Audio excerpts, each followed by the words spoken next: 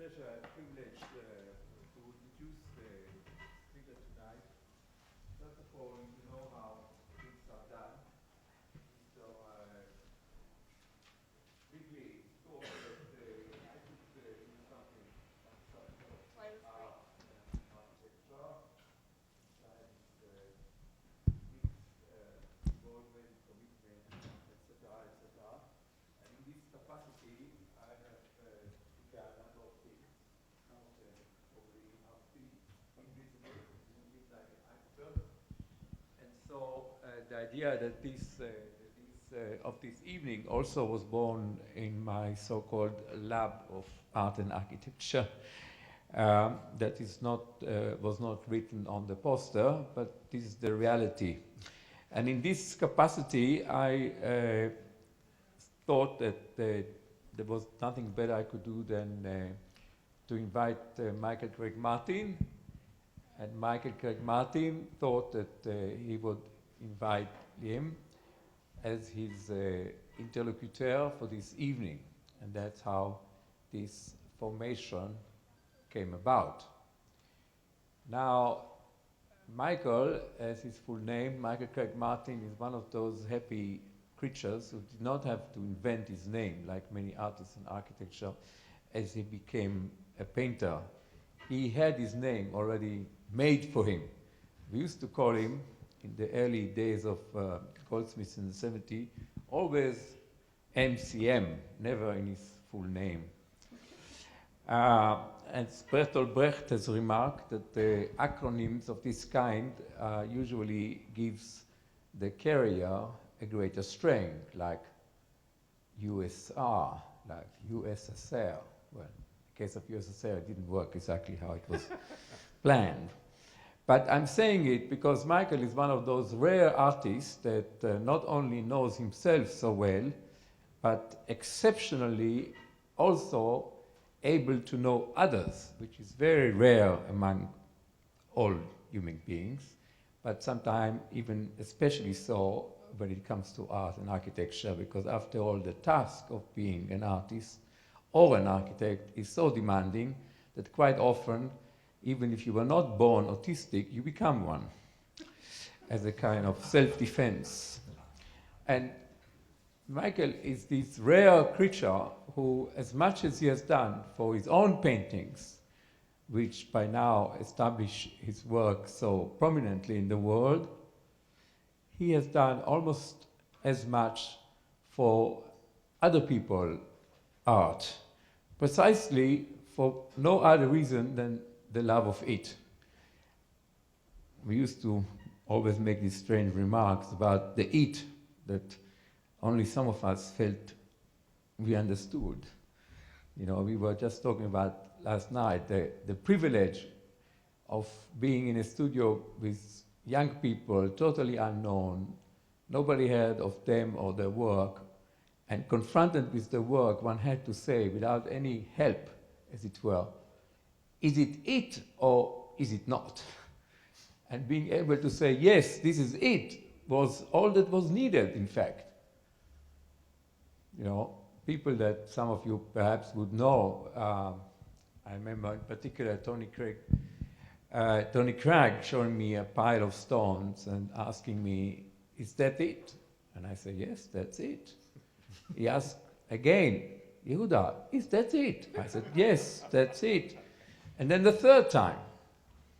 And sometimes we felt that there was nothing more important than doing precisely that, being there and being confronted with works that had no description, that could not be known in any way, certainly not in advance. So for this experience that, in fact, we have such extraordinary people already in the 70s, in the early days of Goldsmiths, we knew what we were doing then. Only in the 80s, late 80s, that became kind of public knowledge. And so we thought that the entire trajectory of that moment is worth understanding a little bit better, and it's worth making this understanding a little bit more public.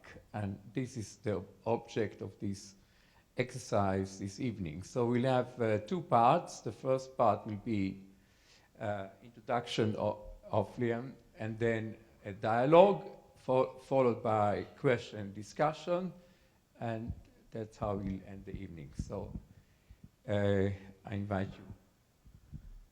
You will start, Liam? Yeah, sure, why not? Very good. But we could actually have the lights down and begin with an image, I think, because my introduction is going to be extremely short, and it's really going to be to try and explain why we're here, other than the it factor, which I was actually subject to, or a subject of, having been a student at Goldsmiths in the early 80s. And what's interesting from what was said is that, of course, this was already a place with a kind of reputation, and there was already a rumor around that that this was a place of ideas and a place of possibilities. Now, one thing that's very crucial, which isn't to deny the profound effect of educational institutions and art schools and architecture schools, is that one of the reasons is that the artists who were working there were doing something, that their work was in the world, that they had what now is kind of a negative connotation, which is a career. But a career in the 70s in art, especially in England, didn't actually have the negative connotation of money, because there was no money around. But a career meant actually having a sustained presence and an ongoing practice. So what I wanted to do is really move quite rapidly into an exchange, which really is going to be Michael's thing, and I'm really here to prod him, to try and interrupt, to ask some questions, to try to maybe leave some gaps in the discussion for later on, so some people can enter into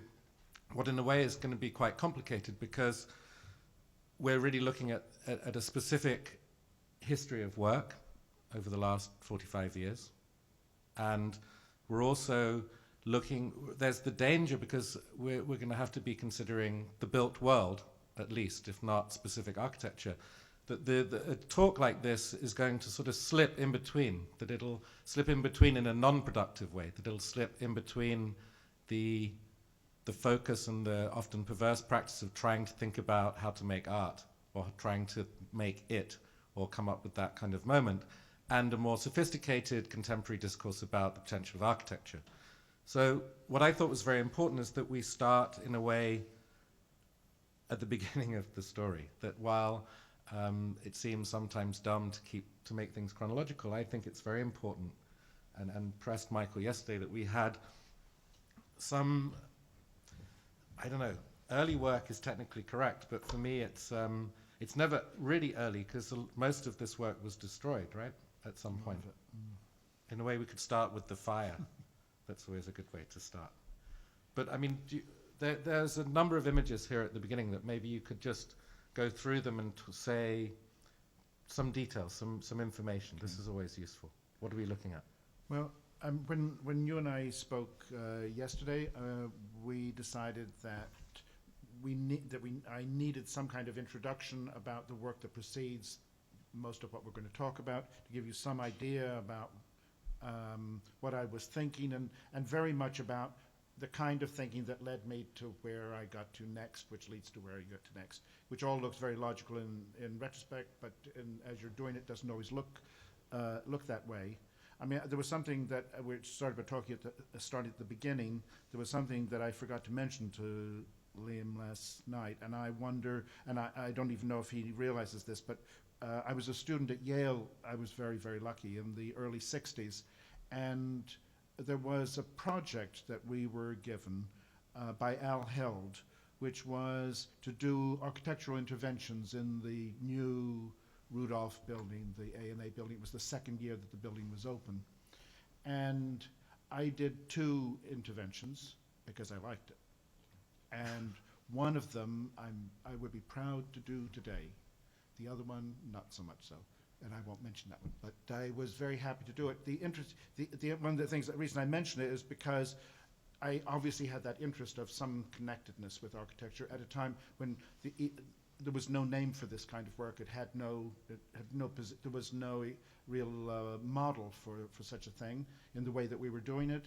And also I have to say that it took me about 20 or 30 years to be given the next opportunity to do so. My life might have been quite different if I had had the opportunities to go on to do that immediately, but it took many, many years.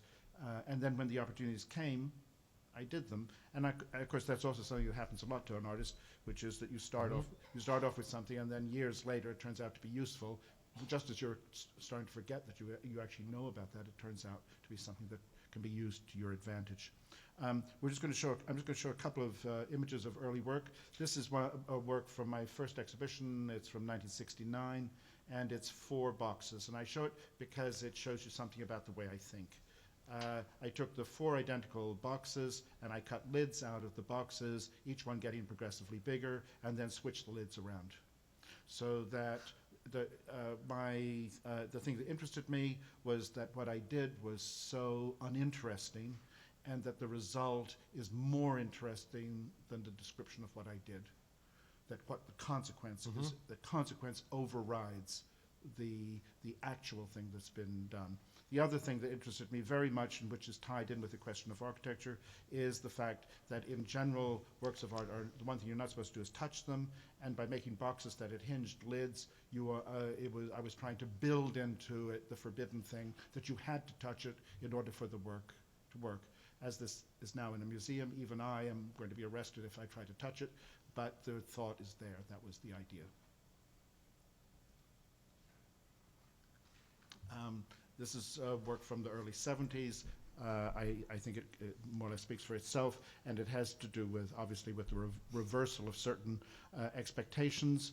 I got interested in the idea of ordinary objects, and also very interested in the idea that the thing that defines objects is functionality. So I tried to always play on the question of functionality.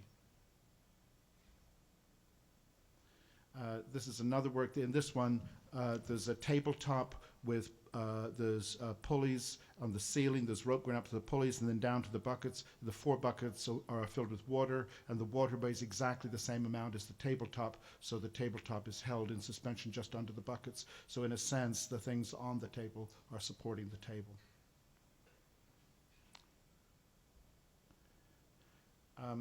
Now, this is an oak tree, which is the work for which it's become the work that I'm best known for. It's become strangely iconic. It's had a whole life of its own. It travels around the world without me. There's a text that there were the objects when it was first shown. This was the only thing shown in the gallery, and then there was a text that people were handed, and the text takes the form of an interview with myself. I don't have a copy with here, so I'm going to have to show it to you, and I'll just read the first few lines, but you'll get the idea. If you don't know it, you get the idea. To begin with, could you describe this work? Yes, of course. What I've done is to change a glass of water into a full-grown oak tree without altering the accidents of the glass of water. The accidents? Yes, the color, feel, weight, size. Do you mean that the glass of water is a symbol of an oak tree?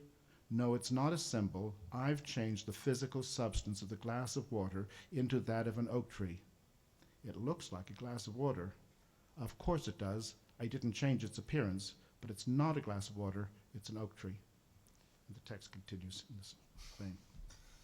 So I think this was very important to kind of establish something.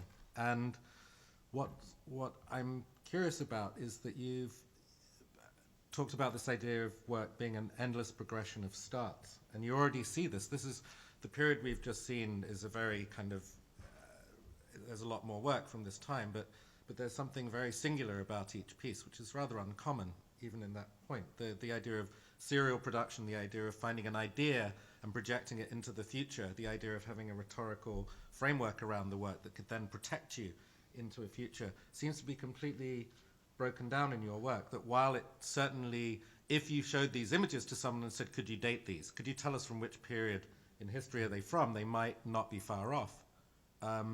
There is this feeling of this kind of starting again, like this idea of this progression of starts in a way. Could you talk about that? Because were you looking for something that could be the thing, or were you actively trying to start again all the time? I had an idea, first of all, of the idea of trying to be styleless. I didn't want to be identified with, I didn't want to be cornered. At the time, I saw a lot of artists as being cornered into what it was that they were known to do. And one sees this all the time, that you have a sense that some artists are able to make what they do expansive, and some artists really appear to be rather trapped in what's expected of them.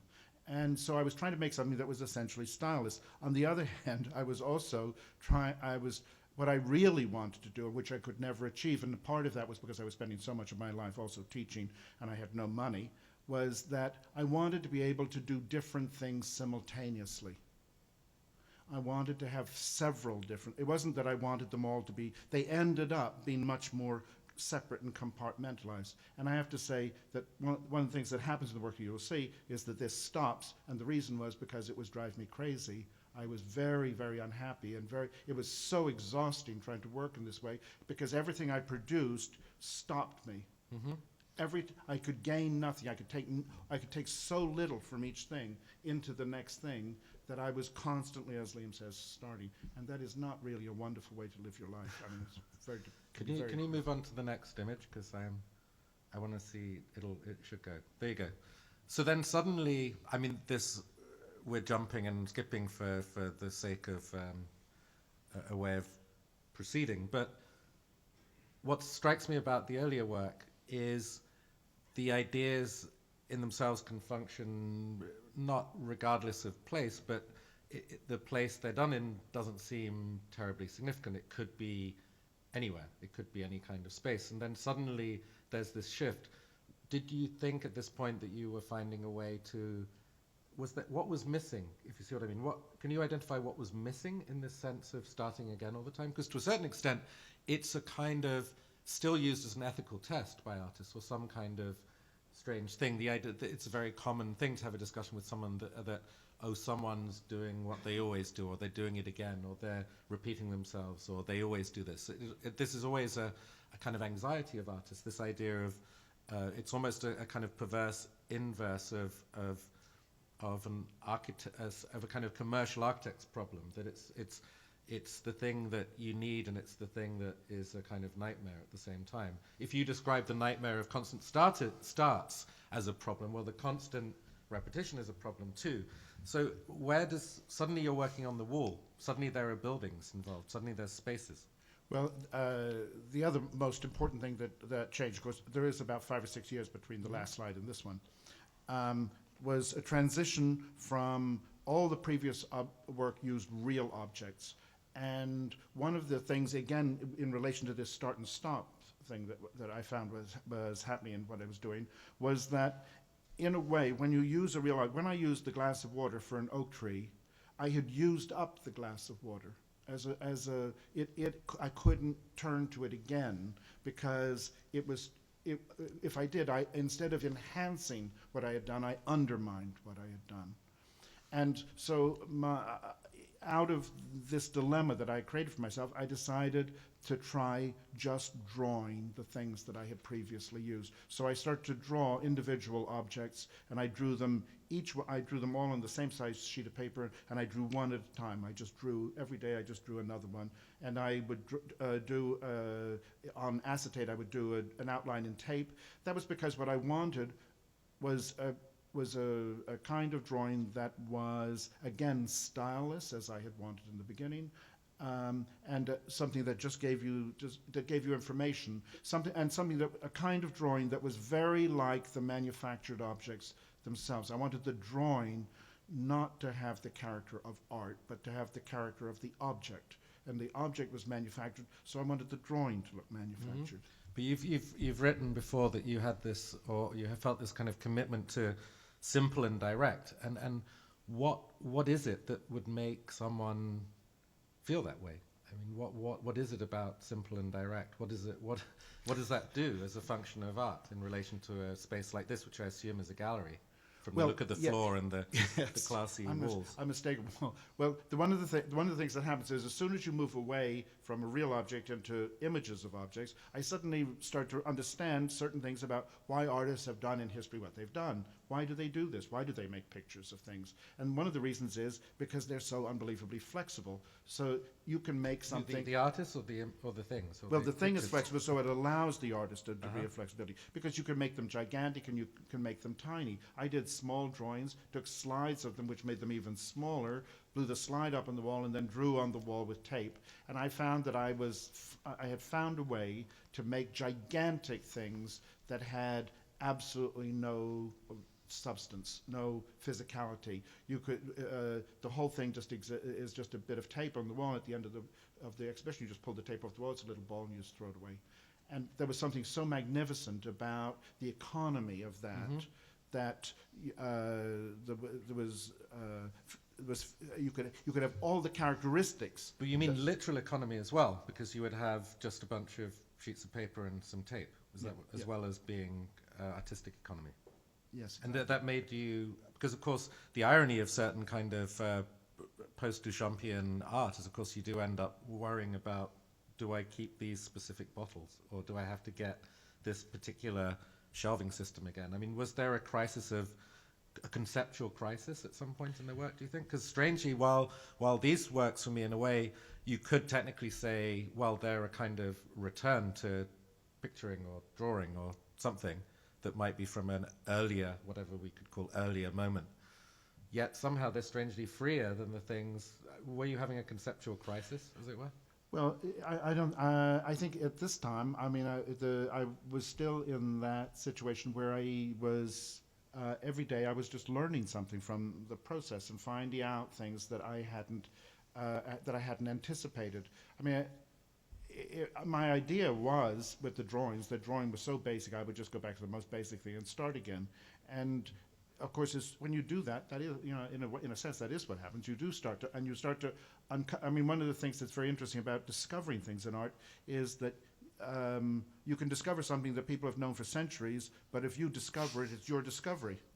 I mean, unless you have it, it's not a discovery. It's when you have it that it becomes one. And that was more or less what was happening for me. The other thing was that without really necessarily intending it, all the drawings, because they were on acetate, became templates. And so I've only ever drawn one open book, and that was in 1978, and that's it. And in all my work up to now, I use the same drawing in the book. I've never drawn another book open. I've never drawn another safety pin. I've never drawn another flashlight. All these images have become templates, and I've just added to this vocabulary of things. Should we? Yeah, we should keep. Yeah, better let's move on. So then this is in a way, this is the British School in Rome, right? Yes. At some point. And it's interesting reading Richard Cork, who's a very well-respected British art critic, wrote a rather exciting essay about Michael for a book by Thames and Hudson a few years ago, which is actually very interesting because it keeps searching for like daggers and sharp things and scary stuff in the work in order almost to try and make it seem more scary or more profound. But of course, with this work, you do get what I'd call, or which you've also talked about, as in a way, the first overt acknowledgement that you're in a room that's been designed by someone and built by someone. That seems to me very striking, regardless of what you think about the work or judge about the work, in terms of an artistic act. That it's a turning point for me, because up to that point, even the large wall drawings seem to be possible in many types of location, and suddenly here we have a work that is specific. It seems to be, it relies on the room itself. It accepts the fireplace as part of the work. It accepts the doors, the lights, and so on. Suddenly there are these decisions that have to be made. Can you talk a little bit about that? Maybe? Well, what you're describing is exactly the way I felt about it, because what I had done with the wall drawings is I felt I had created a kind of work that I could take to any place and make it become part of that place. You simply projected it, and if the wall was 25 feet high, you made the drawing 25 feet high, and if you could only go 6 foot, you went 6 foot. So the same work would just simply adjust to the place. But it was never, none of the works were ever done for a particular place. And this was the first time I ever made a work that was specific to the room. But do you think there was this feeling that the potential of a kind of almost pure conceptual practice, which often has this potential. That's what it is. It is potential. A Lawrence Weiner is potential. You have the potential to carry out his kind of instruction or to write it on the wall or read it in a book. But effectively, we know it has become a kind of rather stable, orthodox presentation that, in fact, people don't want to do them any size. They never do them really small. They only do them as big as possible or something. Was this a sort of, around the time that you did this, was this a freeing moment? Because in slightly like a kind of dodgy evangelical preacher, you could accept the built world into your life or something? Like, it seems to be an acknowledgement that there might be a limit to this potential of conceptual practice. Well, the thing that happened was there was this room, and it was in Rome, and it was a room that obviously had a history, and the history of the room had nothing to do with being an art gallery. Obviously, it had been, because on the other side of the room were French doors out to a tennis court. So we've got there were two fireplaces, these grand fireplaces, and the room had so much character, and so many of the things that artists do are in rooms that have so little character.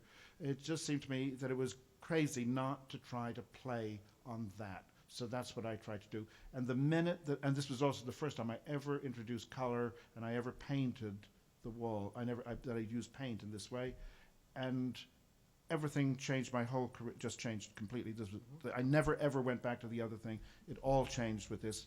From then on, I used color and I used painted rooms, and everything became specific to a place, because that enabled me to introduce not only specificity in terms of the place, but specificity in terms of me in relation to that place, which had never occurred in the work before.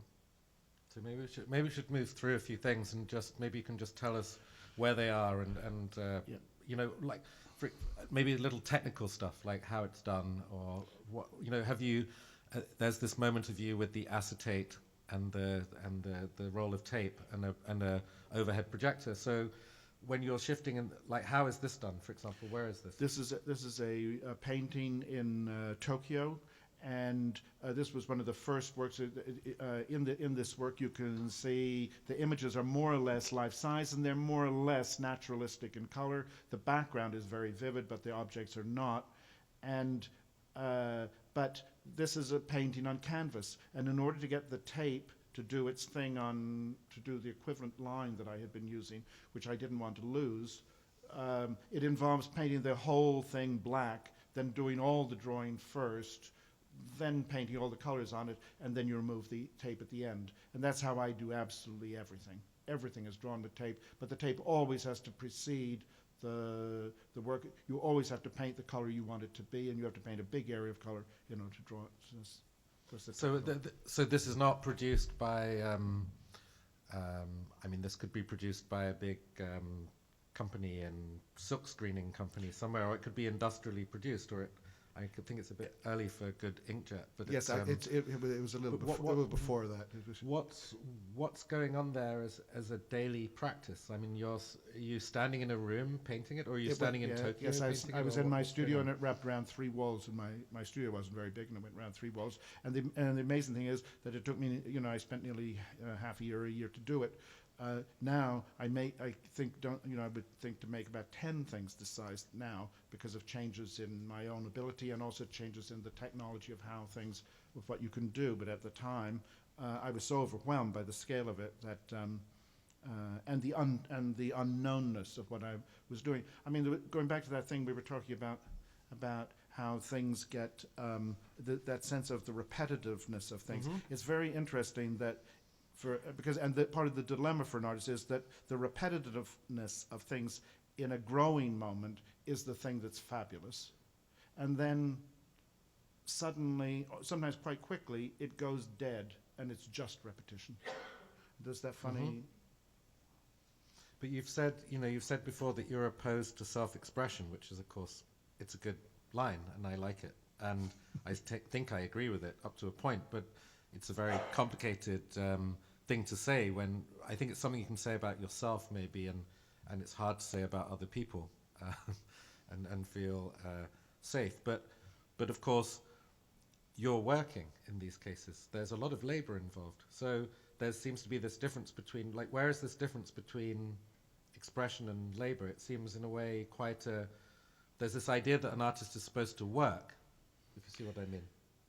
Well, I think my idea about self-expression is that essentially, I don't like the term self-expression because it seems to me that it always implies that the artist has something to express to somebody else. That it's like giving something, and I think that real self-expression is the bit that happens that expresses something about yourself that you can't resist, that happens anyway, and even when you try to resist it, you can't.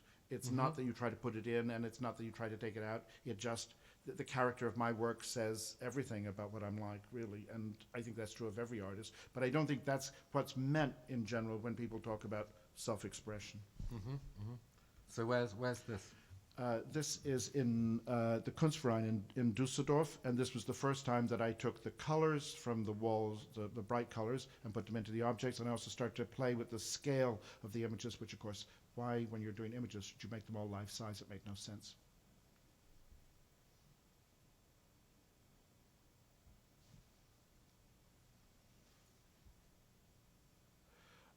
This is in the Kunstverein in Hanover. In the Kunstverein, there were 9 rooms, and what I did for the exhibition was each one of the rooms was painted a different color. There were 2 images in each room and 2 older works for every room. Yeah, there was something. Yes, something I just wanted to say, which happens in these, what I discovered when I started to paint the rooms, these very vivid colors, and add images, was that I'm introducing pictures into the work, but one of the things that happened was that the things in the room, like the doors, the windows, the radiators, the light switches, somehow became pictorialized as they became more and more unreal looking, whereas the images started to take on a kind of presence and reality. So there became much more play between the architectural accidents in the room and the images. Is that the same? These are all in the same. This is going from room to room in the same.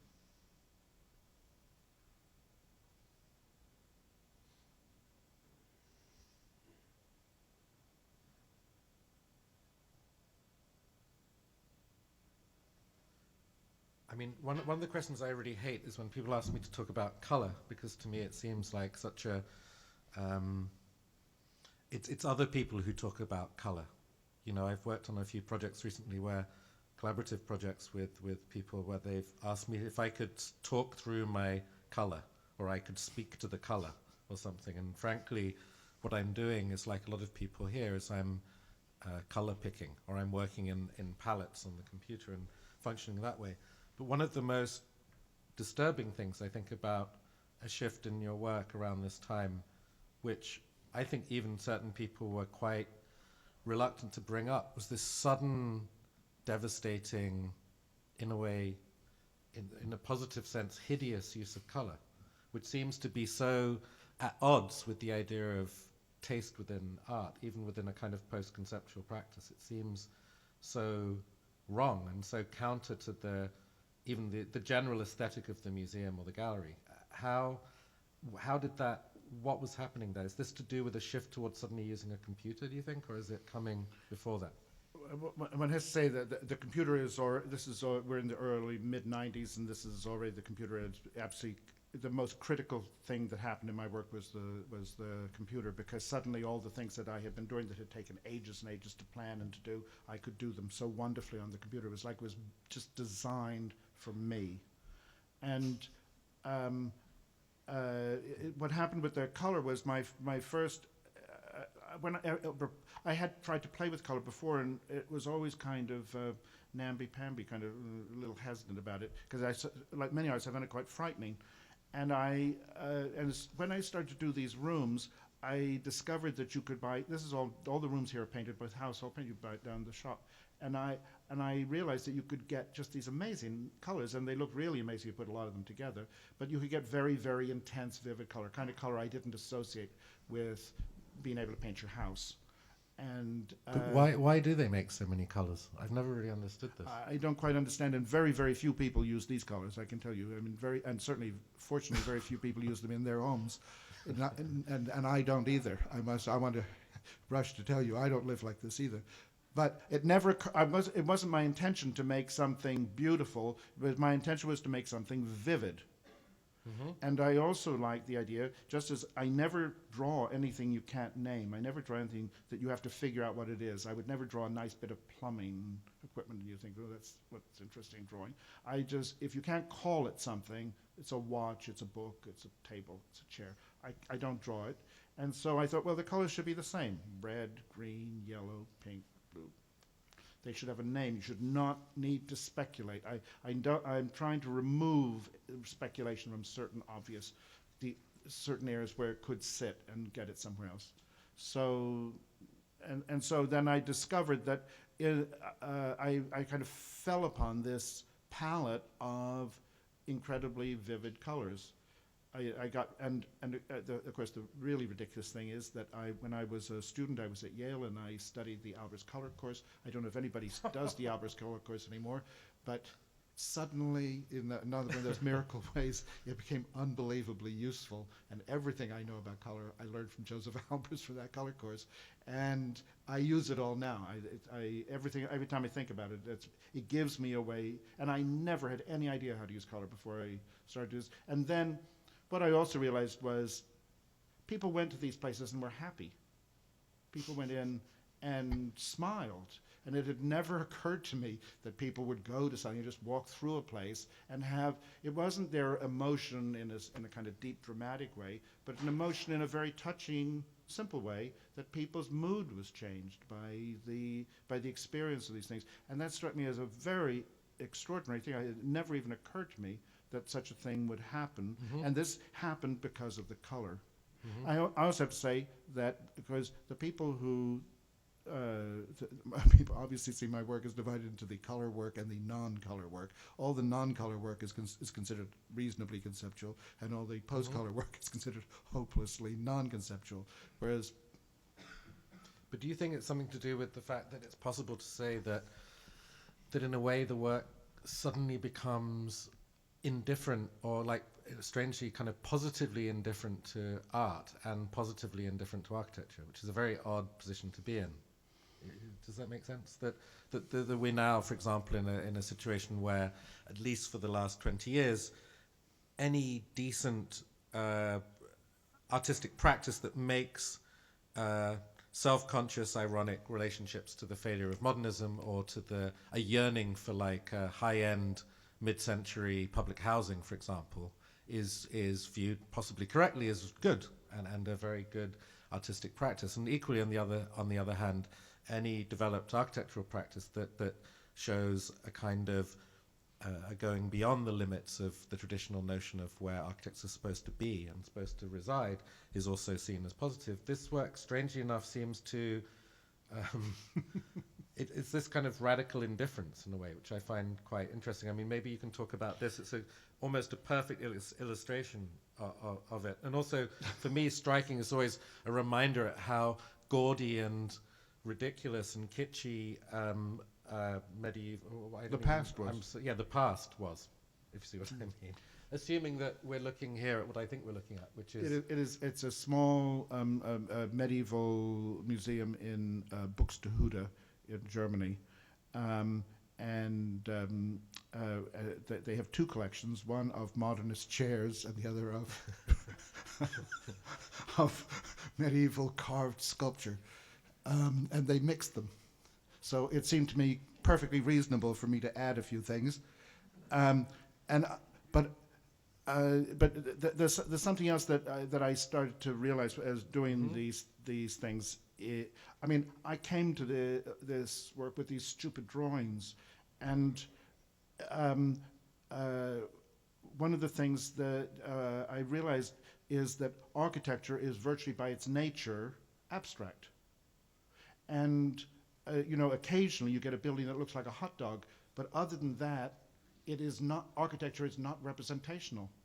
And what happens, and I think I've found some odd corner for myself of taking this kind of these representations of things and inserting them into an architectural context that do something that's difficult to put your finger on exactly what happens, and that because an image gives you scale, it gives you associations, it gives you certain things, certain kinds of richness of something, even when it's the simplest thing. And I'm not trying to do anything very much here, but they have an impact, and it seems that's struck me as very curious. But there is a specific reference, though, that I remember in the mid-'80s you mentioned an architect to me, and you talked to me about this Mexican architect who'd done like amazing pink buildings, and it was pre-internet, and the library at Goldsmiths wasn't that great. And I couldn't quite remember the name of the person, so I actually spent the next 15 years dreaming about this fantasy Mexican architect who'd done pink buildings until the internet arrived, and then I could actually Google him. But if you go to the Barragan house, for example, in Mexico City, there is this kind of hotness about the color, but this is a specific example because, of course, you also get this Catholic aspect to the work in the sense of literal crucifixes and mementos and bits and pieces. And do you feel that rather than being influenced maybe by structure, that you might have been, was Barragan someone that influenced you or you're aware of, or was this something that became a coincidence in a way? No, I was definitely, I knew about Barragan. I knew about him for a long time, and I was absolutely floored when I first saw his architecture and his use of color at a kind of architectural scale. I knew of other examples, of course, in Dutch architecture and in various in Le Corbusier and other modernist architects, but the use of color in Barragan was so extraordinary, and that certainly had an influence on me in attempting to do something similar. I have to say, I always think, I mean, I like the fact that you brought up the fact that my work is in such bad taste, and because I always think of certain people, and certainly most architects don't seek bad taste, and certainly he doesn't. And I think it's one of the things that's different, that as an artist you're allowed a bit of bad taste. Well, what was very striking, I mean, what I found most striking in that house actually is that, and I don't know why I hadn't thought of it before, but there are things that I'd seen in photographs that I thought were a Picasso or a Mondrian or a real one, and actually turn out to just be framed posters in fancy old frames. And it's really striking. It's the most perverse thing about that house is the fact that he has an amazing collection of art from the 20th century, but it's all like posters from, like faded posters from some museum in the middle of nowhere, or from the Museum of Modern Art that are just framed in fancy frames. It's extreme, very extreme. And this, of course, brings us to this particular image, which in a way shows I think the perversity of things other than art, frankly, most of the time. And so could you tell us about this? This is in this small museum in Buxtehude. The needless to say, the curator is rather eccentric, and the crucifix. One of the things that was just amazing, and one of the reasons why they loved me and wanted me to do this, and it was supposed to be there for 2 months, and that was 12 years ago, and they have maintained what I did perfectly, although it was part of a temporary exhibition. The room is about this. They're engaged in the study of painted objects, which as a medieval study, and this extraordinary contraption is from some kind of medical practice, which is not. It's not a dentist drill, but it's got glasses that you look through and it magnifies, and it's aimed at a tiny chip of paint on Christ's knee. So if you look through it, you can see the different layers of color. And so I thought for me to add a fire extinguisher was perfectly reasonable. So I'm quite conscious of time, and I think it's important. I want to see everything, so I think we should try and move on, and then I'll interrupt when I think it's the right timing. Okay, this is I did all these Kunstvereins. I was on a kind of Kunstverein roll. This is Stuttgart, which is an immense room, circular room, and it's about 5 or 6 meters high, the green wall, and then this unbelievable dome above it. So what year is this, do you think? This is in, I don't know, 97, 98.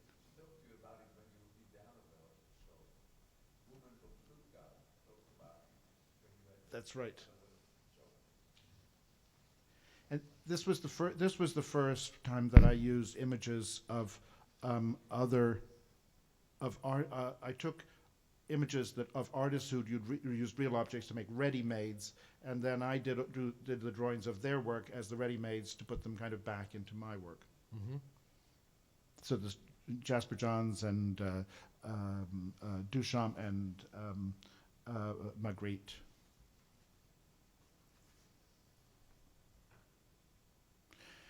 And then this is the museum in Valencia.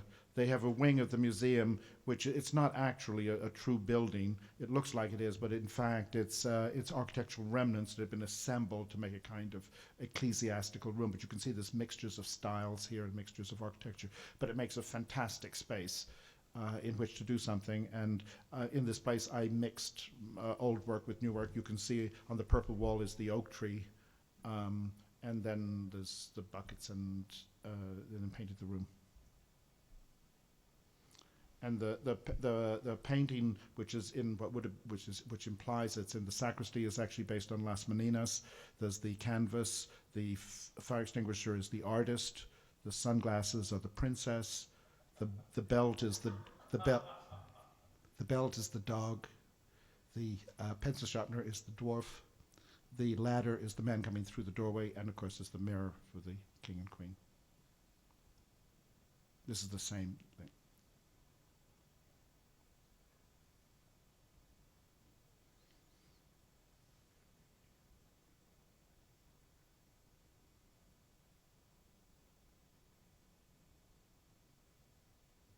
So by the time things are getting to this scale and this extent, you know, in the big shows in Stuttgart and wherever, how are things being done? Are you still there up a ladder? Yep. I mean, yeah. Mm-hmm. And Valencia was a nightmare, of course, because it was done in the summer, and when you were on top, they had what do they used to call it, a cherry picker in America? You know, Mm-hmm. one of those things that goes up, and it was about 120 degrees at the top of the room.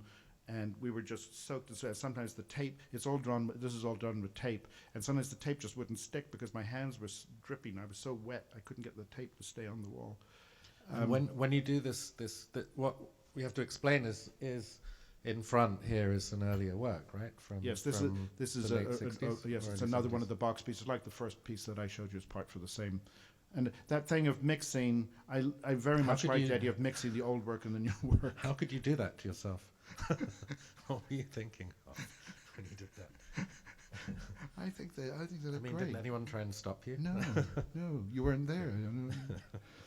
I think these curious conjunctions between things are so extraordinary, and I like it when they're there, but it's also fun sometimes to actually create them, to make something unexpectedly perverse happen, something that because of course everything is, you know, which we've been talking about really, which is to do with the contextualization of things, the things, all these meanings of things are slipping by all the time. I mean, by coincidence, we've kind of referred to the fire extinguisher. You've seen it used 3 times in 3 different contexts, but it has an entirely different quality. It has a different kind of presence and also a different kind of meaning, depending on, which is the thing, of course, that does ultimately interest me most. Yeah.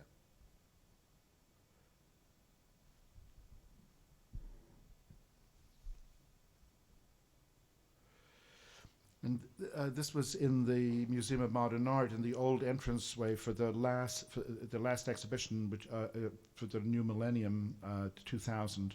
I was asked to paint do the entire ground floor of the Museum of Modern Art with colors and images, and this is just a few. I took these 3 objects from the collection to put together.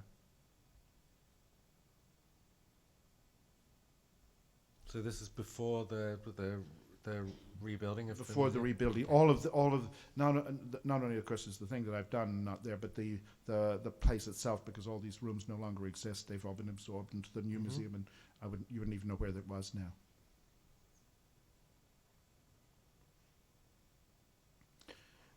And then this is a wall drawing done with tape, some paint, but mainly with tape, in the Haus der Kunst in Munich.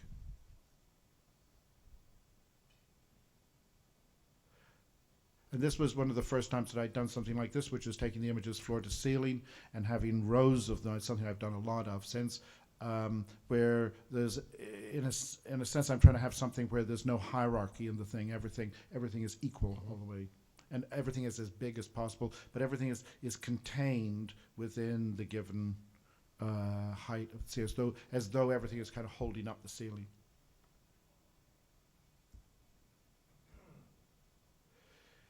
And this is in Dublin, in the Douglas Hyde Gallery, public gallery in Dublin, and for this, which was already a very large space, I decided to make the images even bigger, so the images were so big they didn't fit.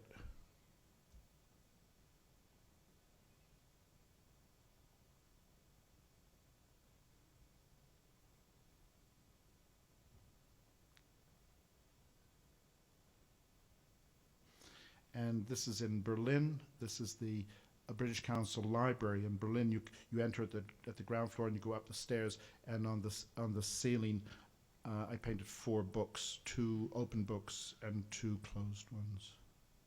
But this for me is like, I have a question when we get to this kind of point. Up to now everything's been in a gallery, or it's been in relation to a curatorial presence, someone who's invited you or said you can do what you want, which is of course the great promise of contemporary art, right? That question, or that statement, that invitation. But in this case, are we suddenly into a different sort of relationship? Because this looks like a place where maybe people don't want to have a pink book on the ceiling, or there's going to be another kind of viewer, what I always call the distracted viewer, the one that is subject to the work as much as being there intending to see the work. They have to accept that it's there, it's a fact on the ceiling. Was this, how did this come about? It was a commission from the British Council.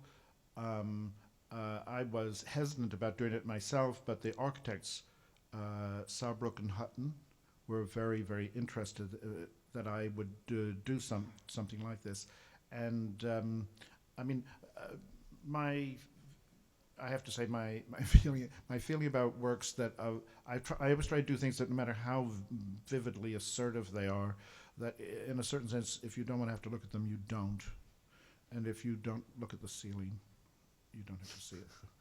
But how does that, I mean, was that the first project you did where you felt that you were being approached, or you were being invited to be part of someone else's structure in a different way than when you're doing it in Hitler's favorite building and museum in Germany, which is a rather different idea? There's always going to be an essential critical function of art in relation to the Haus der Kunst, in a way, yes. Any contemporary art. Here it gets slightly more complicated. You've got the issue of the British Council, which is a worthy offshoot of the Foreign Office, and you've got an official building in Berlin, you've got your work.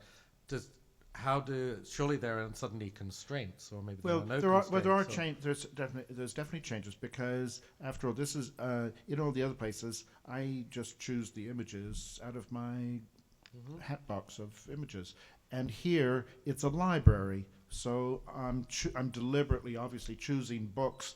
There's a reason suddenly for there to be an image, rather than some decision that's arbitrarily mine. And then and this was the first time this has happened in quite a bit of what I've done, where there's a kind of mixture of signage, of pictures and images and signage, and that the work almost starts to stand in for the thing that it's referring to in the particular context. The other thing is, of course, this was, I have to say, this was intended, and I thought of it as permanent. It is already gone, but that made a very, very big difference. The sense, whereas all the other vast things that I've done, of course, were destroyed, and but I mean, they were only on for a month or two, except for the one in Buxtehude. And people have often asked me whether there's trouble with me. I mean, you know, but it never bothers me in the slightest, because I know that nobody would ever have asked me to do the things. They thought they were going to have to live with them forever. They did them because I was allowed to do them because they were temporary. And one of the things that's great about a contemporary practice is that you can do extraordinary things now that make sense as a temporary thing, which would really make no sense as something permanent.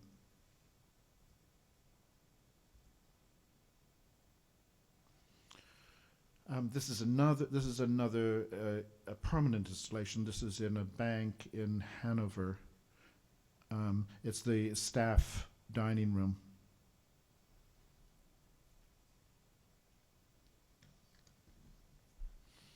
And once again, this was done as a permanent thing. And you can see I picked up certain themes about food and serving and things like that.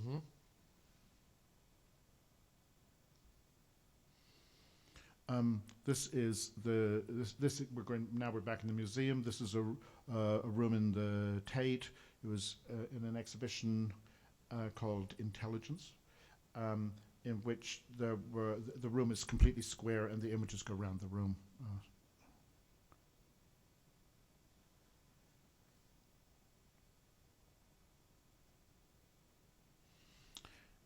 This is in Manchester, and this is on one side of the room. There is the painting of the back of the canvas and all these objects floating in the room, and on the other side of the room is a painting, and all the same objects on the other side of the room have been crushed into a painting. So as one is kind of exploding, the other is kind of contracting.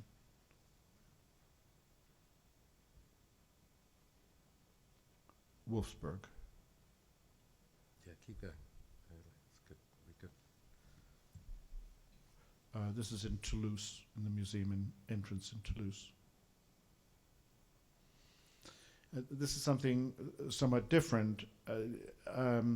I did a wallpaper using 11 different images, and the images, they don't overlap, but they all touch each other, like fingertip touching.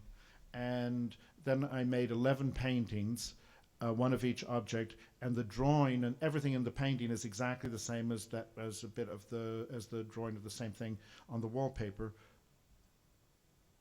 So that what it means is that you hang the painting of the bucket.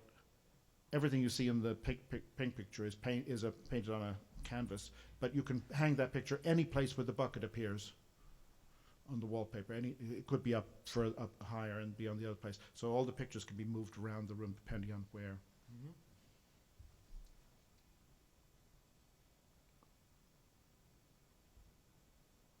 And this is a collaboration that I did with Herzog and Muron. I had met them when they were the architects for the Tate Modern, because I was an artist trustee of the Tate during the period when the thing was planned.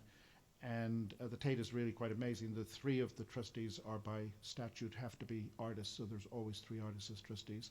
And I became very involved with them, and we got on very well, and I was very interested in how they worked. And they were doing this dance school also in London called the Laban Dance School, which is in the absolute worst part of London, and it was completely derelict site. There was a place here where you burned tires.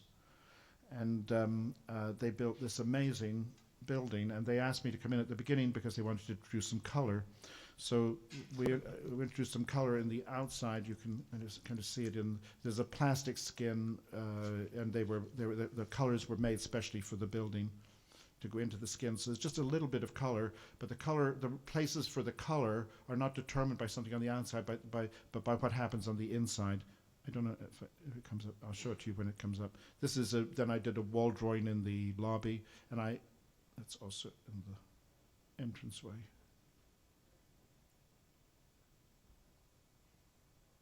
And I also, all the corridors were painted in the same color, these three colors, different corridors. There were three different colors in three different hallways.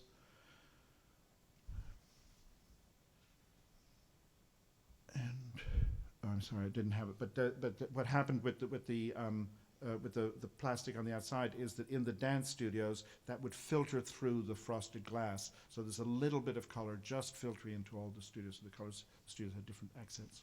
So to me, what's striking by this point is that there's this flicking between museum spaces or gallery spaces and buildings and structures and commissions, and yet the work somehow remains much more consistent in a way between these two zones than is often possible. How are you relating to the architect or the people who are actually inviting you to work on a building? What's the process? How different is it? Is there a different process of judgment? Is there a different process of negotiation? How do you get to do a big fan on the side of a building, for example? Who is making the ultimate decision? Is it the owner or the developer or the architect? This line of communication I find very interesting. In the previous building, the dance school, I was brought in by the architects, and the client, the dance school, was more or less unhappy because they thought it was a waste of money, and fortunately the Arts Council helped pay for me. There was the property developer, and this was a site in which they were rebuilding the entire site, and they just had one building that they weren't going to redevelop at the time, which is the one it's on, and but my work was meant to hide the building, which I may say it very effectively did. This too, is now gone because they have now torn down the building in order to put up the building they always intended. They always intended to have. But it was a very interesting project for me because it was the most public thing. This is quite central in London, public space, and it had this work had a very dramatic effect because all the people around there got to really like it. People liked to see it from the bus. People who worked there liked it. And people were very upset when it went, and it made me feel like there are possibilities of these kind of interventions through art, which can be quite dramatic, but they can change the character of a place in a way that people actually like. Okay. This is a small public museum in Milton Keynes, which is a horrible little town outside of London, and the building, when I got to it, was two tones of beige, and the thing that was most interesting technically here was that I used exactly the same paint, Swiss acrylic paint that I use in the studio, which is the most expensive, it has the highest density of pigment in it of virtually any paint you can get. And the entire building was painted in this material, so that this building, when the sun hit it, it just gleamed. Nobody had ever seen a building look like this kind of color, because there's never that kind of color in the materials that are on a building. This is in the... Sorry? Who was the building by? It's fairly recent. Yes, that's rather Good embarrassing. question. Someone needs to look it I up. can't remember. A very modest architect who was too shy to make his name too well known.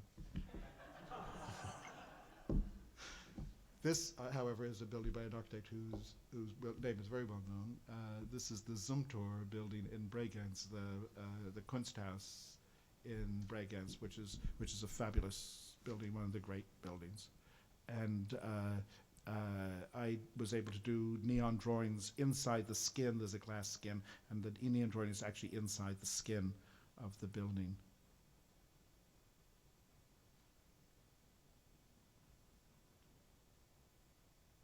There was a light bulb on one side facing the square, and the other one was facing the lake.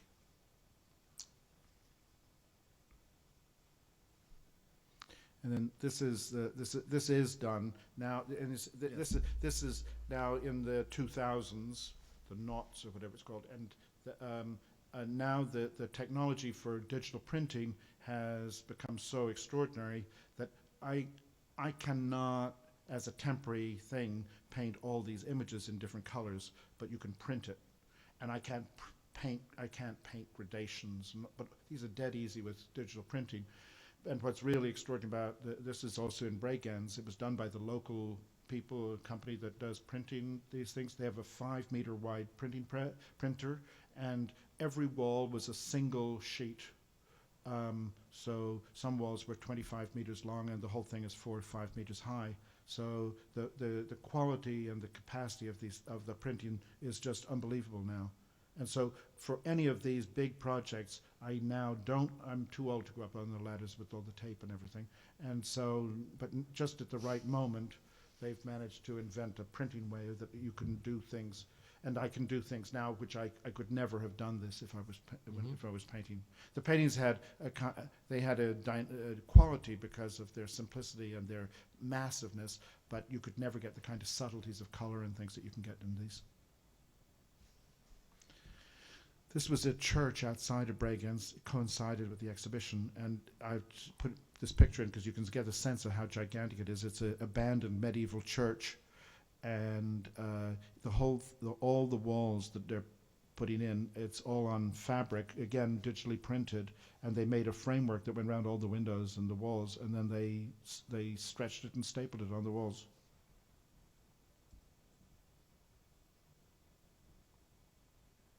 I'm just eager to get through to make Okay. sure we see everything, Okay. and then we can open things up a bit more. Yeah, okay. This is also Bregenz from the top of the hill.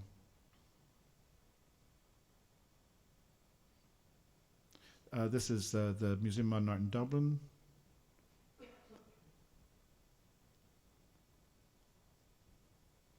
Again, done the same way with digital printing. And this is when? About? This was 2006. Okay. This is painted on the walls. This is a public Okay. housing in the south of France, in Nice, not along the coast where it's very glamorous, but in the back where it's all working class housing. And when they put in the new tram line in Nice, they commissioned 14 artists to do projects at 14 spots along the route of the new tramway, and this was my spot. And I did this drawing of 8 images, and then every one of the doorways has one colored image from this thing.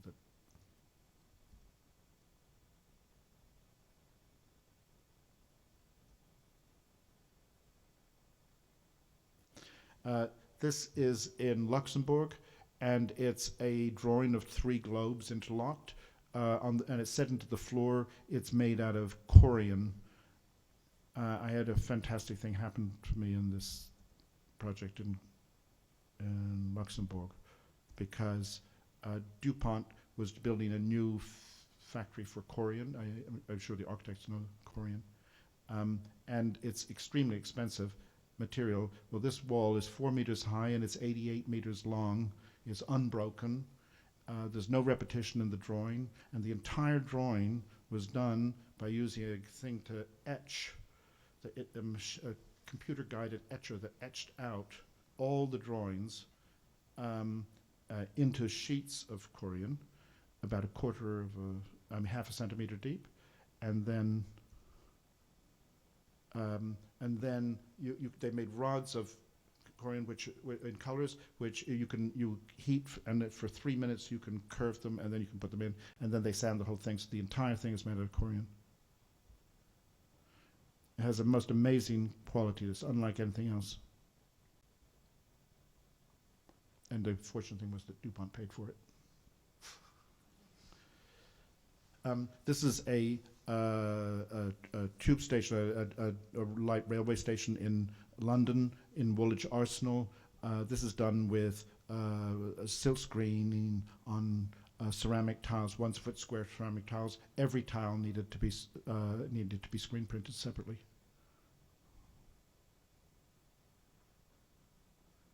So, I want to open up the discussion or to invite questions, but before I do that, I wanted to talk about this strange kind of development in a way, because to a certain extent you've kept quite close to your original intentions, it seems, but of course as time changes and context changes, this will always cause quite strange results. And one of the things I think that came up in one of the essays I was reading was this idea about being torn between analysis and feeling. And this is something that, of course, is very difficult to talk about sometimes. And you have already talked about this idea of self-expression and the complexity of, and the way, a kind of rejection of this idea of self-expression. But there's definitely this sense of feeling. And you've talked a few times about the idea that, well, people seem to like it, or people didn't want it taken away, or people would just smile and walk through the building, or it's almost a kind of, there is some sense of people. There's a sense of there being audiences or people there to see things. But then again, it's quite analytical, and it seems that some of the things you do are almost, like they say in England, like bloody-minded. You know, there's this thing you've talked about before of every time you think of something, your next thought is the opposite. So maybe first you thought in the library of doing something else, but you end up doing the book because it's so dumb and so obvious that it's been overlooked in a way. Can you talk a little bit about these kind of things? Because when we see this, it seems, isn't this the perfect end in a way? It's good work, it's public transport, and it's readable, you know, by people. My son can read it, and he can play with it and take away memories. But also, of course, it's the result of a quite analytical process, or a kind of bloody-minded progression through different times and different moments. I mean, maybe it's just an accident that we're ending here. We could have ended up with the photo. It's not uninteresting, because I mean, one of the things that, you know, I felt is when I was teaching, I hated people telling me what to do. When I was a student, I was very resistant to being pushed around, I felt. And I hated certain kinds of assumptions. And one of the assumptions I quickly came to hate as a student was the idea that if you painted this way, it was expressive, and if you painted this way, it was unexpressive. That this was emotion, and this was cold. And I thought, I just could not get my head around that idea.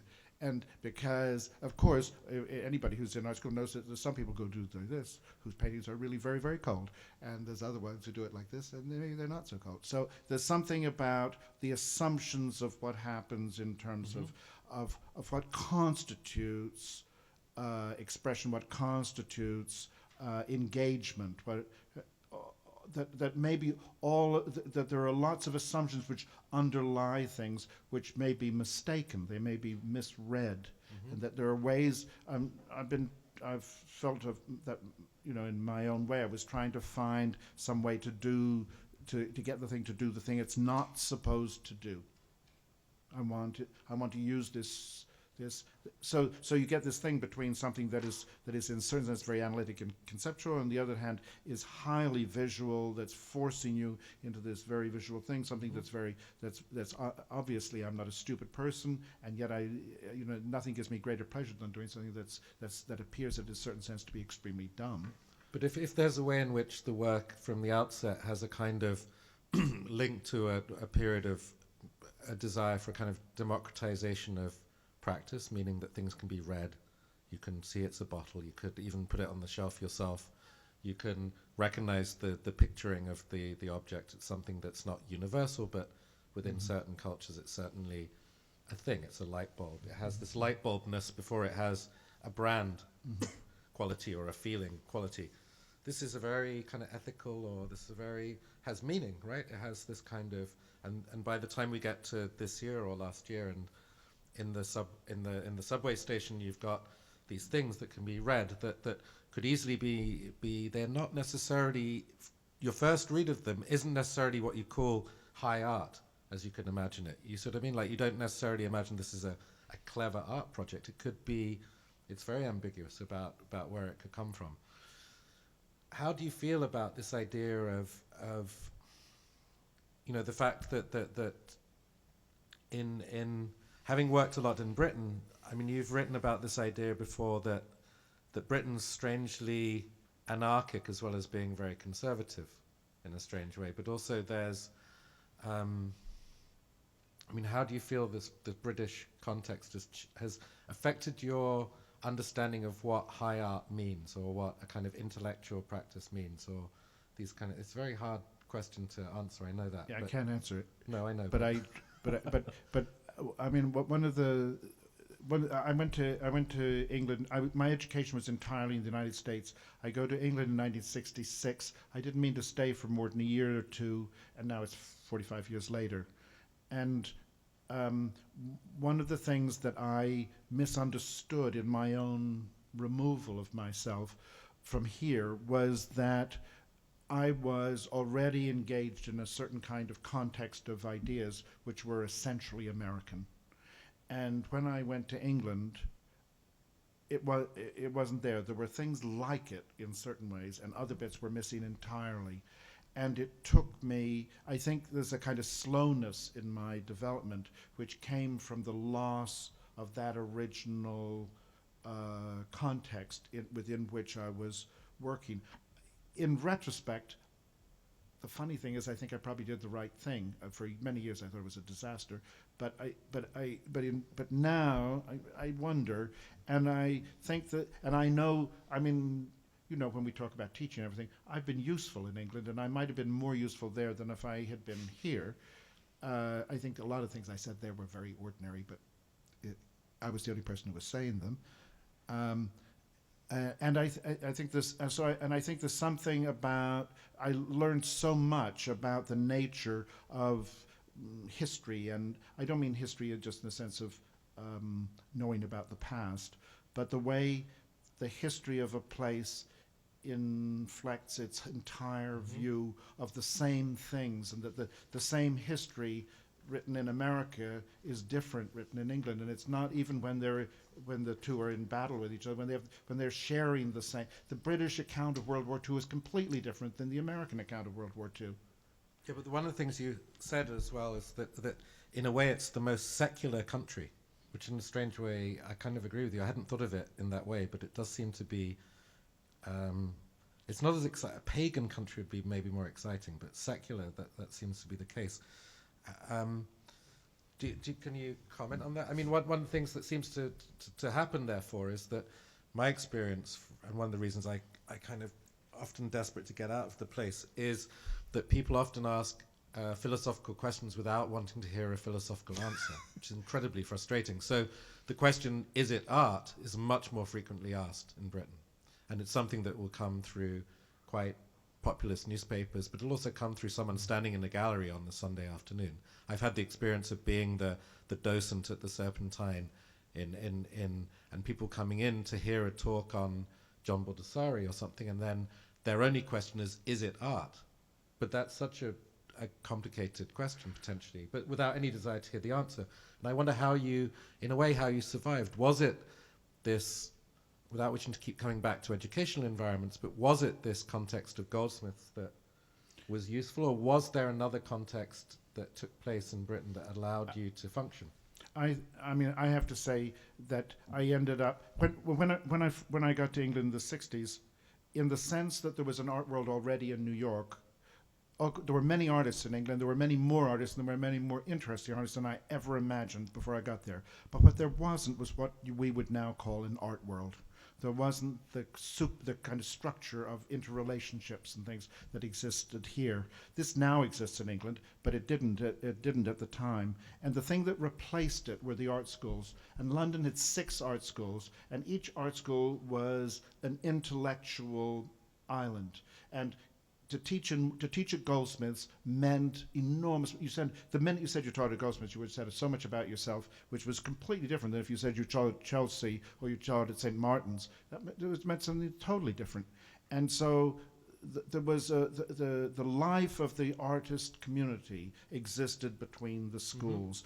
It's interesting that I'm not sure which is the egg and which is the chicken, but today, where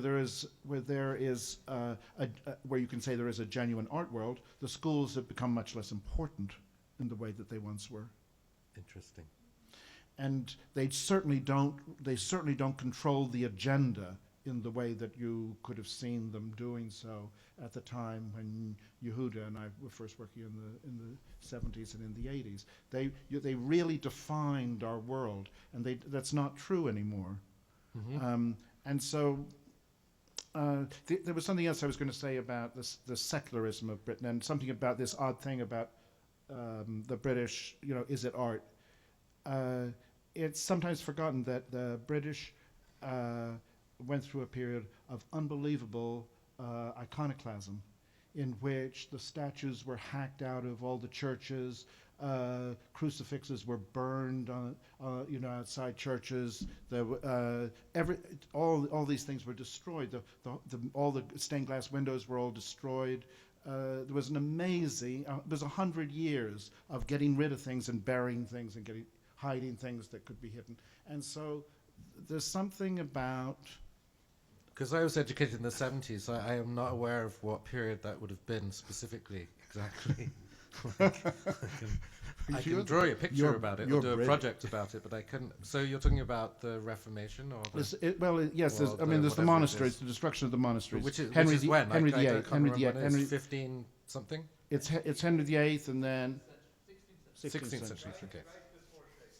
Sorry, it's just for my benefit. I'm sure everyone knows that. But the thing is, you see, it seems to me that there's also something wonderful about the English question, is it art? Because you can see that as pain in the ass ignorance, but it's also it's a kind of way of saying it is kind of important. And there's something about people who destroy. Why are you destroying all this stuff unless you think it's really important? Unless it has a power and you're a little frightened of it, why are you going through this? You don't need to do this. And it seems to me there's a residual thing in British life of, on the one hand, saying it's all rubbish and it's nonsense and it's all kind of bullshit, we don't need to know anything about it. But they're the only people who worry about this question. And it's as though it kind of haunts the society. There's something haunted in the society. And so it's interesting that now, at this period, the British have come back to feeling comfortable with their own art again, which is one of the great changes in the last 10 or 15 years, to a point that it's unimaginable, the change, whereas who knows how this happened. But I'd say now we're officially open for anyone who has questions. So, yes? Good. I don't know if we need a microphone or not. I was very interested in what you were saying just now about the buried, repressed kind of fascination with the image and with this. In a way, it's the thing that's most guilt-ridden and haunted about England is Catholicism. And this comes out of Hitchcock, who's a Catholic, and everyone is supposed to be guilty in Hitchcock. It's been pointed out again and again. And I noticed there's a residual kind of repressed moment or peeking out moment of Catholicism in your work in the Eucharist, because you talked about the accidents, and we look at the water glass, and we're told insistently in the text that it is in fact an oak tree, and it's just like the Eucharist. Now, the reason why I'm bringing this up is not because I want to pigeonhole it historically, it's because of the insistence there. And you must have had an Irish Catholic background in America, which was then transplanted, so it's a very complex thing. I mean, of course, the oak tree is based on the notion of transubstantiation, and if I hadn't been a Catholic, grown up as a Catholic, I would never have known such a thing. I mean, it's only Catholics who really understand the power of such an extraordinary idea. It is an extraordinary idea that this thing is not the thing that you see it, know it to be, and that fascinated me, obviously, when I was doing the oak tree, as because it carried so many resonances into art that I had never really thought about until I was trying to do something that was I was trying to make something very, very extreme in terms of accounting for everything and doing nothing. Something almost hermetic. Yes. Whereas your other work is more legible than hermetic. Well, I mean, that was why I wrote the text, you see, because they thought the work had to have the text in order, because otherwise people would think I was just changing the name, and that's just boring. So I needed, and the text also, then I decided to put the text should be in a form of a dialogue, because the dialogue allowed certainty and doubt.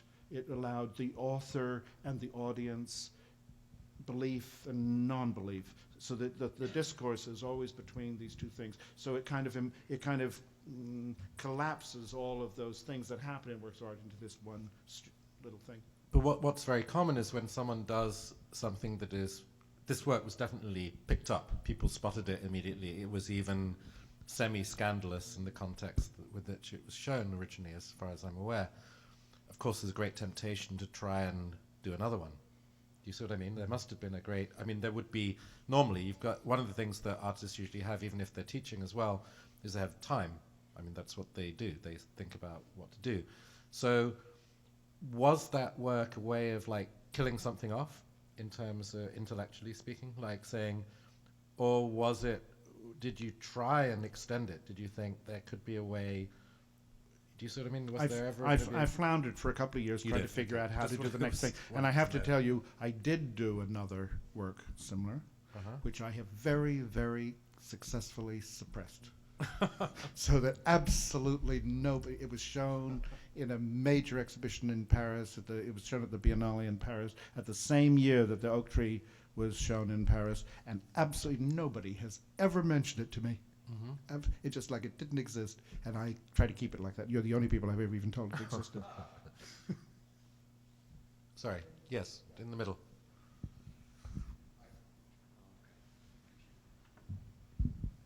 You mentioned that, you know, during discussing your early work, you mentioned how you would never, you would attempt not to be fixed in a particular style, and once you did something, it was retired permanently, and then it seems as though once you moved into two dimensions, you did very much adopt a style, and it was kind of, it's varied ever since to varying degrees, and I'm curious about that transition, and I'm also curious if that had any coincidence with teaching, and if that might have also contributed to fixing a certain style.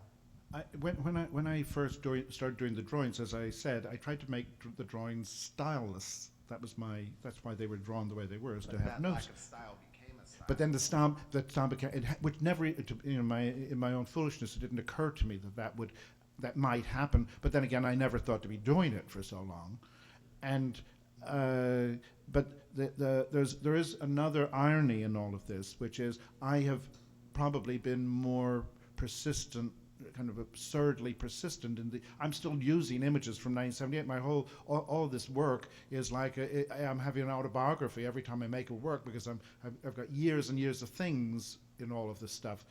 But the funny thing is that the thing I wanted to do in the beginning that would allow me to do lots of different things, which when I tried to do all the different ones, it drove me crazy and made me unhappy. But now, when I've got this one thing that I do, suddenly I am able to do all those different things. So I do postage stamps, I do the outside of buildings. I mean, I've shown you all this stuff because I'm showing you architectural things. The actual practice, my actual practice is making paintings. I make sculpture, I make paintings, prints. I do, I do a lot, and I found that this tool is unbelievably flexible. So all that range of stuff I had hoped in the beginning, and I thought I had to do different things. It's actually having some aspect of it that you can keep consistent that allows you to do the different things. Hey, this is a way less intellectual question, but I was wondering, a lot of what I was responding to in your work was kind of the really great juxtapositions that happen, like with the really old architecture and the really bright colors. And I just was going to ask, like, the one place I don't see it, and I wonder how you feel about this, is when you were talking about the huge digitally printed images. It feels like those are just really cold. And I know what you were saying about the gradation of color, but I guess like I just don't see, like that seems present in all of your other work, and that's the one place that I don't see it. And I was just in the digital images. Yeah, I'm wondering what you think about that. Well, I mean, among the problems, I mean, in that room, you know, the room that I showed in Bregenz, first of all, it's got the glass ceiling, it's got concrete, all the walls are concrete. They did cover them for me, and it's got a concrete floor, and it's a vast space. Because there's no columns or subsidiary walls. But in a way that that the photographs don't show. That was the most astounding room to go into. I mean, I couldn't believe it when I saw it, because there are certain things you do in life, I found as an artist. You know, when the big fan up on the that I showed, you know, lit up, when that was done, it was much better than I ever imagined it could ever be. And the same thing happened in that room. So I agree with you that in a sense, there is something about the distancing that happens with printing, and that thing of simultaneity that happens. I mean, I find even when I'm making prints, the printer now nearly always, he does a perfect digital image of what I'm going to do, and then we do a screen print. And the screen print is better. I mean, the digital print is so fabulous, you can't believe it could be better, but then you do a screen print and it is better. It's got some other richness that is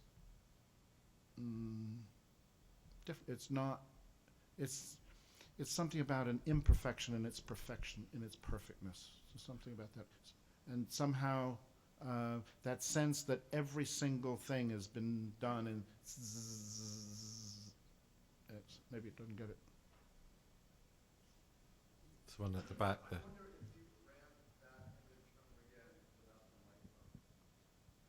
If I Yeah, we can go back to it. Oh yeah, we've had the lights have been up the whole time. Any other questions? Yeah. Sorry. Well, you kind of made the transition between 3D, the object itself, into 2D, but then those 2D drawings become so volumetric because they're defining new structures within the space and new perspective and give some depth into the walls. So how are you working in terms of volume now from those 2D drawings, and how do you modify the space, and how is it related, for example, because nowadays the architecture is so flat in terms of the walls, and before in really ancient architecture like in Egypt and so on, those walls, even if the images were so flat, they were giving some kind of deepness to these walls. How is it related, and how are you working in terms of volume with those 2D I mean, maybe there's another way of putting it, and talking about the idea of illusionistic space, for example, which of course is much more of an obsession classically and modernism in art. I mean, the denial of illusionistic space in high modernism. One of the things that in the very first times that I drew things on the wall, the colored things, not the other things, but the colored ones. One of the things, because I painted the rooms, you see, I painted the room red or pink or something, and they were so wonderful looking, just like they were. I thought, why am I going to bother? Why not just do this? This is enough. And then I put an image on the wall, and as soon as I put an image on the wall, you could see the room. And the funny thing was that having something to look at made it easier to see your peripheral vision. When it was all peripheral vision, it's very difficult to look at something without having something to rest the eye on. And it seemed to me that seemed to me to be very interesting. And what I've always wanted, I've never wanted something to, I've never tried to pretend that these things are, like 3D in the movies, but that I do draw everything at three-quarter perspective in order to emphasize its existence in space. It's very rarely something that's in profile. I'm always trying to get something to, and partly that's a perversity, because when I first started to draw these in 1978, drawing things like I was drawing them was about the worst thing somebody in my position could do. And drawing them in perspective was even worse. I could have gotten away with it as silhouettes, but perspective, because this was against all of the orthodoxies of the moment. And so the thing is, when there's a lack of those things, when there's an opening, it's best to step through it. There's another question in the middle, back there, unless.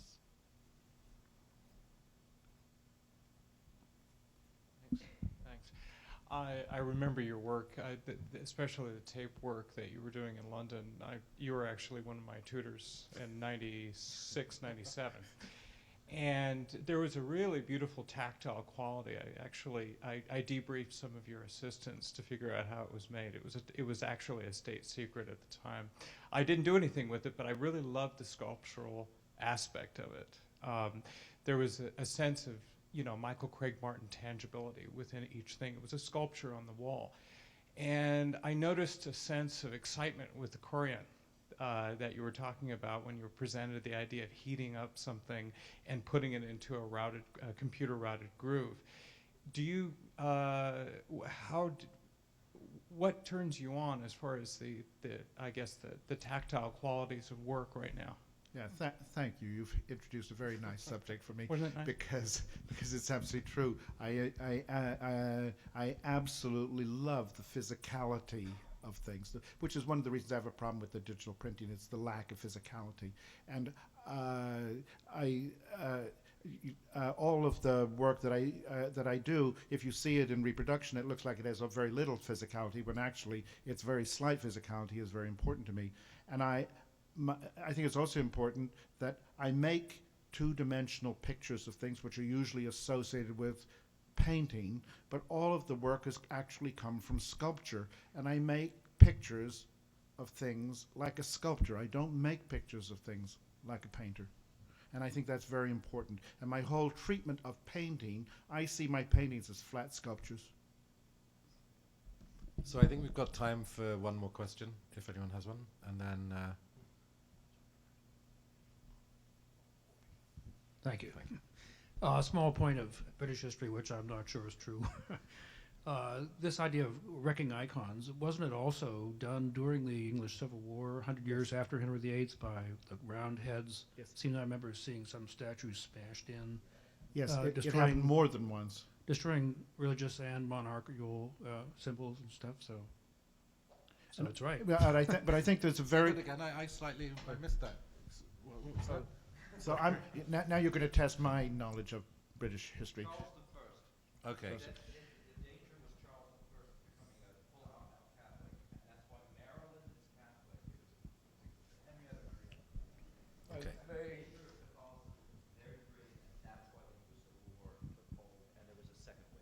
very appropriate, I think, that we finish on the note of making of pictures and the importance of pictures, because I think that one of the skills of MCM is to present himself as innocent. And there's nothing less innocent about this picture making, as he calls it, since indeed is constantly questioning the picture making. And the simple assumption that we make when we recognize a picture, we take it for granted, naturally. Whereas recognizing picture as picture is far from obvious. Even the Eskimos, at a certain point in time when they were still Eskimos, could not recognize pictures in the way in which the Japanese did not recognize the shadow under the eyes. They thought it was dirt, in fact. It took them a while. So in reality, nobody recognized pictures, just as one doesn't learn to read and write except when he does learn. And even then, the strictures are great by a given culture. So I think that is the main part. And needless to say that I always believe that you have to be Catholic to make art, you have to be a Protestant or a Jew to appreciate it, and you have to be a Bedouin to dispense with it altogether. So thank you very much.